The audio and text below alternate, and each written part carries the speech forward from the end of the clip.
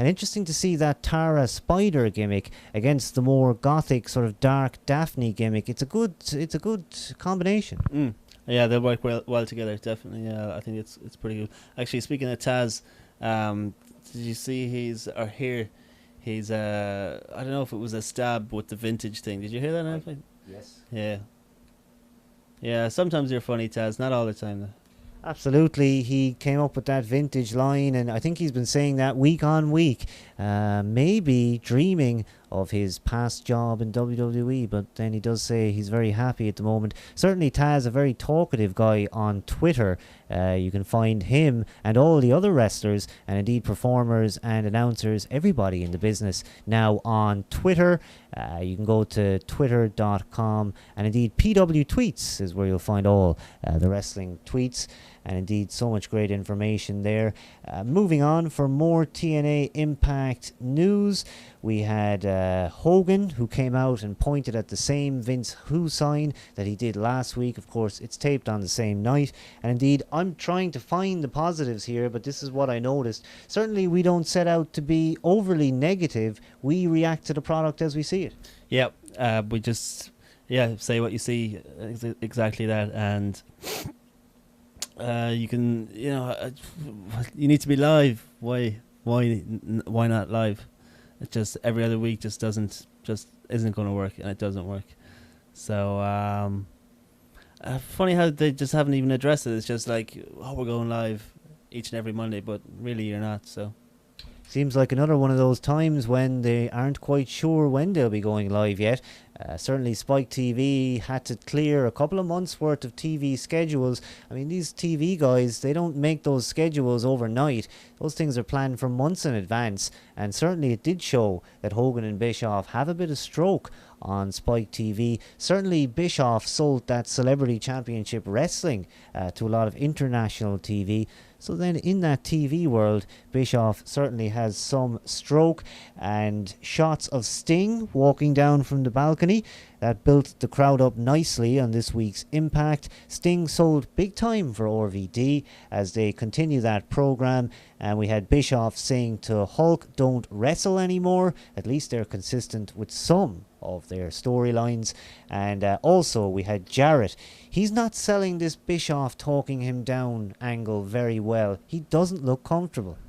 No, he doesn't, I don't think. And he's been in some weird situations, from that kitchen thing to the special guest referee and whatnot. And I just think they're just kind of trying to keep him on TV for the most part. Just tie him over. I don't even know, unless it's a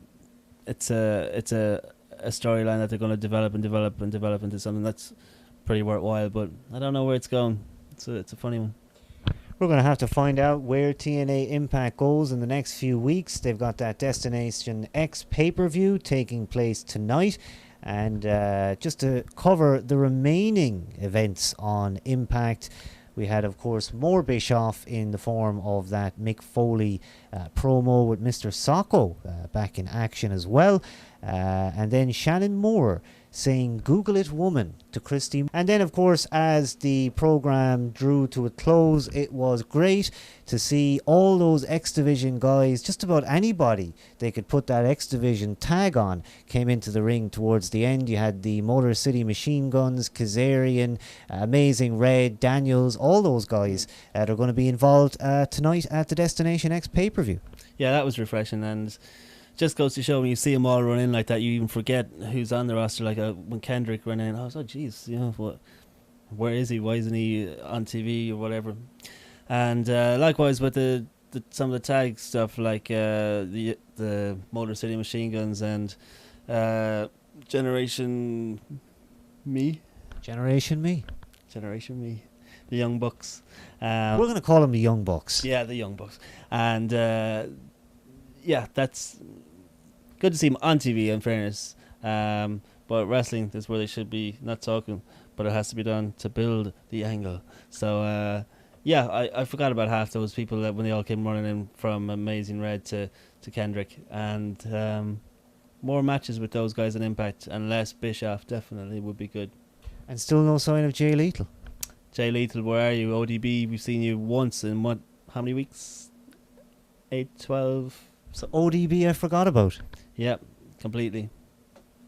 We're not sure what's going to happen to a lot of those performers. You'd wonder if any of them now, considering their position, I would have thought if Jay Lethal had been active at the moment in the company, he would have been called up for that big pay-per-view match. Yeah, it's just a shame. An awful shame.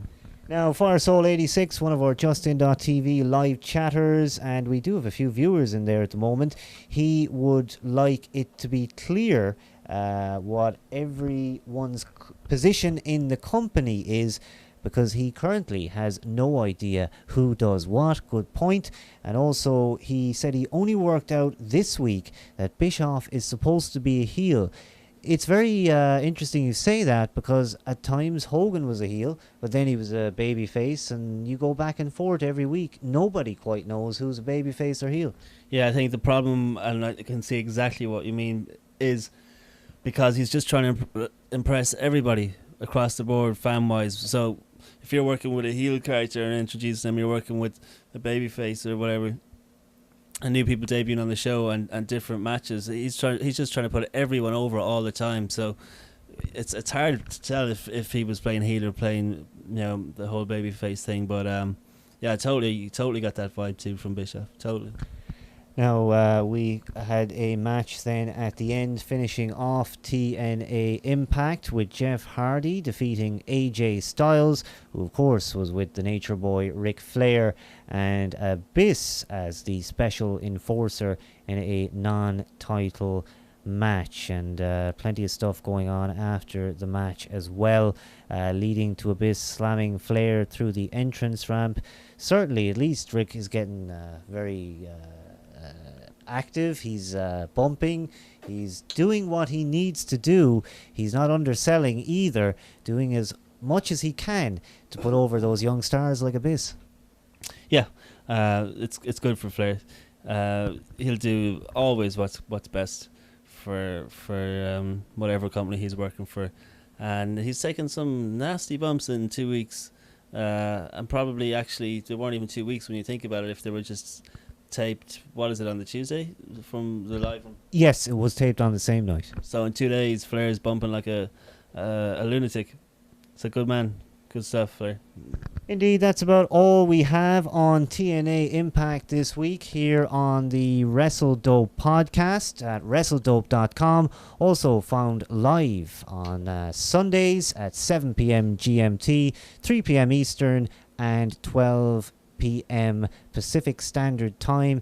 You can catch us recording the podcast here live each and every week. Us two fans here from Ireland, we discuss the weekly Wrestling TV programming, all the main favourites, as well as Ring of Honor and Florida Championship Wrestling. And we will indeed tell you more about where you can find our podcast and our videos a little bit later on. Now, to move on to WWE SmackDown for this week, and well, we also had some interesting comments on this. It started off with Mysterio accepting that CM Punk challenge. Yep, I think we can cover SmackDown in 1 minute. Here we go. Mysterio accepts Punk's challenge. Great. Luke Gallows defeats Rey Mysterio, so it's not going to be a crazy street fight. It's just going to be a one-on-one straight match. Swagger and Ziggler defeat Matt Hardy and MVP, a little warmer for the Money in the Bank. Yippity doo dah. Beth Phoenix and Tiffany defeat Michelle McCool and Layla. I like Tiffany a lot. John Morrison and R-Truth, shoot me. The team of doesn't work still. Defeating the Hart Dynasty for those people in the States, Dynasty for all of us in the UK. I didn't really care much for that either way. Jericho attacks Edge on the cutting edge. Yeah, nice little build for Mania. And Undertaker defeats Drew McIntyre in the main event. Drew losing his undefeated streak, and Undertaker doing what he does best, ending streaks. And speaking of ending streaks, we'll talk a little bit more about that in our WrestleMania 26 chat, which we're going to get to in just a moment. But that was SmackDown for this week. Indeed, SmackDown, and what else can we say? You pretty much wrapped it up, so that's why we're going to move straight on. WWE SmackDown this week, in my opinion, not that interesting. We had that family angle with Rey Mysterio being replayed verbatim